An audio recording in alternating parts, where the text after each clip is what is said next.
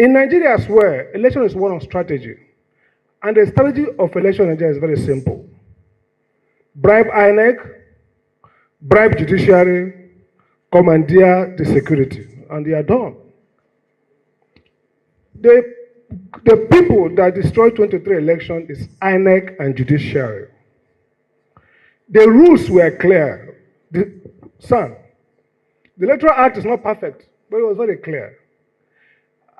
I'm surprised that any judge who understands administrative law, which I have taught in the university for years, which I studied under the best in the world, would argue that an internal regulation built on a law, an act, a regulation, directing that you will do X, you can choose to do Y, when there is legitimate expectation and detrimental reliance. INEC was totally wrong, and the courts, Supreme Court downwards, got it wrong. When an agency created under the law with an enabling act and a constitution that says you can make rules, makes rules, those rules are law. They can unmake it through rulemaking process. If they don't, they are bound to obey it. Results should have been transmitted electronically. I'm ashamed. I have a PhD in law and I can stand anywhere in the world to dispute the best and brightest. I was ashamed that the court affirmed that INEC can just walk away from the law. 5 years I was a regulator of electricity. When we make tariff, it's the same way INEC makes rules. We make those laws, tariffs. They are legal instruments. They are binding in law. I hold INEC responsible and I hold the courts responsible for the failure of the elections. Sir, it's important to clarify who can sue. Here is the point. Electoral jurisprudence, the problem with Nigerian elections is that they don't understand electoral jurisprudence. Electoral jurisprudence is that the court's job is to restore back power to the people voting. Democracy is not, the dispute is not between Mr. Amadi and Mr. Okutipupa. No. It's about the people's right to elect their leader. Therefore, we shouldn't be saying that only persons who contested and who could have won could file electoral petition. No. Citizens who voted have a right to go to court and say that the process was faulty. Look at the US jurisprudence. All the cases that went to court in 2020, I guess, were mostly by civil society groups and voters. That should change. Now, what does it take to nullify election? I always wonder why judges feel that what they call substantive justice, substantive compliance. If elections were conducted outside the rules, that is enough to nullify the election. You don't have to prove that you would have won. Elections should be nullified if they are conducted contrary to rules. Our jurisprudence is faulty on that.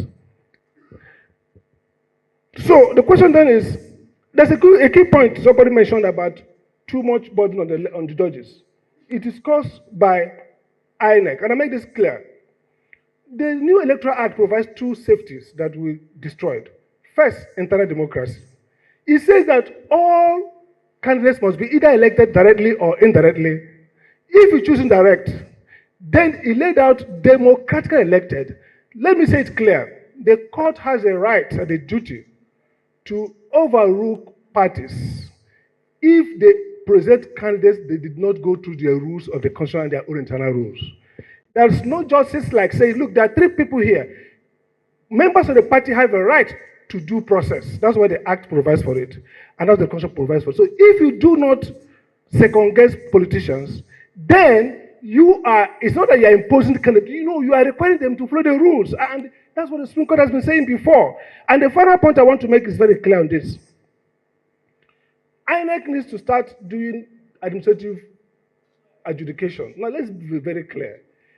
Every process in an election, including rulemaking, including declaring results, are administrative procedures that require due process. Meaning that INEC should be sitting and making rulings on objections during collection of elections. I watched the drama where INEC says, call result. You call result after I go to court. No, that's not the way.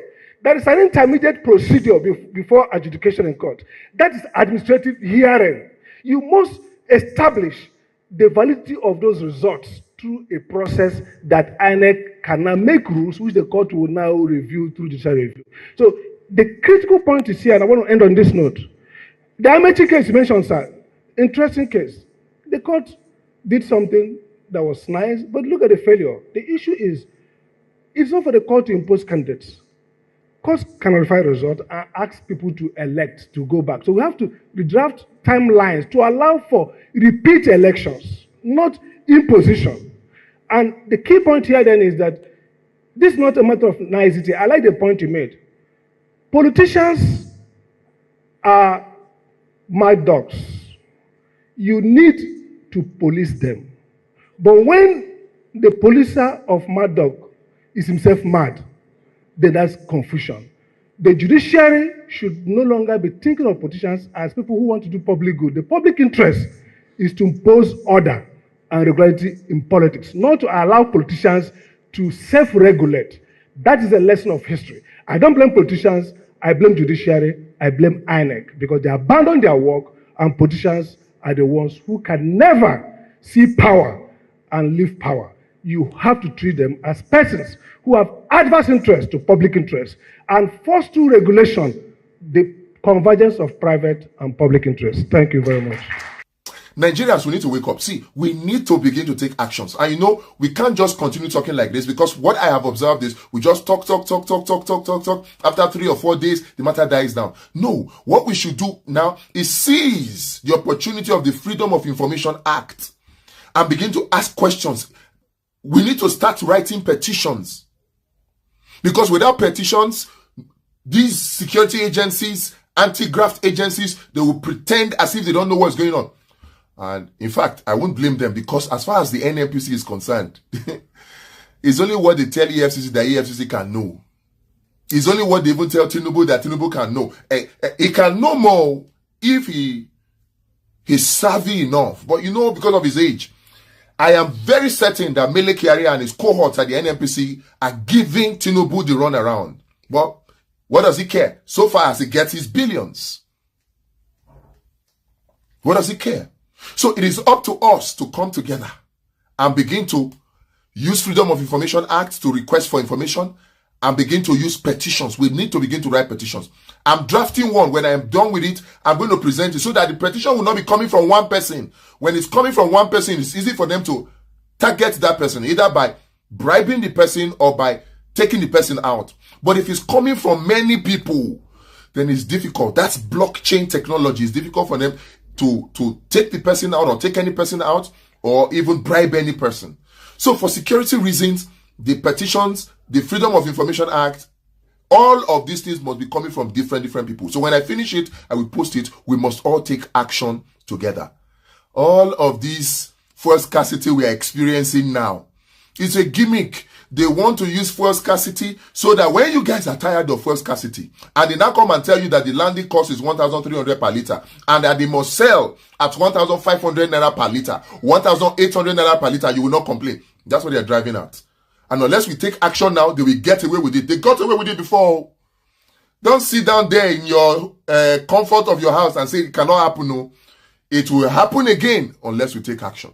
And of course, we need to change all of these leaders. If you have not joined us, we need to create a political party with clearly stated ideologies. I did a video about the ideologies. It's on this channel, it's on this platform. Watch it. And then we need to come together to form that new political party. All you need is just click a link. That's all. Nobody's asking you for any money. So that together we can change this country. Enough of all this rubbish.